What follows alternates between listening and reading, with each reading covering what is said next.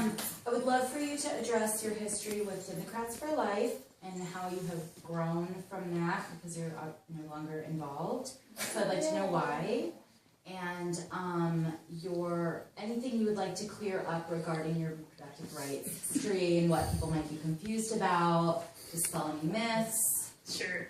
I grew up in a devout Catholic family, and my mom was very strongly pro-life. I've grown away from those roots, like many of us have. And I have, when I ran in 2006, I made a promise, as candidates do, that I would not vote for any additional restrictions on abortion. At that point, there were two restrictions. One had to do with waiting limits, and one had to do with parental consent, but there's a lot of what I would call opt-outs, so, counselors and things like that can be.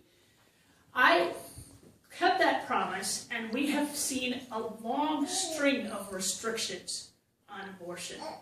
And I know many of you know them, and I won't go into them, but every single one of them I voted against. I believe that an abortion is a very difficult emotional decision that is absolutely the decision for the woman to make with her doctor's advice, but it is her decision, and that's the only person who can make it. And right now the problem is not should abortion be safe, legal, and rare, which of course it should be safe, legal, and rare, but now the problem is accessibility. And with this latest bill, the problem we have is that it's very likely that 2 of the 3 clinics here in Wisconsin will close. And there's no bigger tragedy that I can tell you. And I know that because my sister almost died from a botched abortion. And if my dad hadn't found her, she wouldn't be alive today.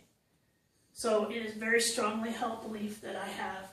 Unfortunately, there are many people who grew up in the kind of household that I did who are now being manipulated by people who say they want you to vote a certain way. And in the end, of course, you know as well as I do, the decisions that they make in the legislature are not about life, as the people in my district think about.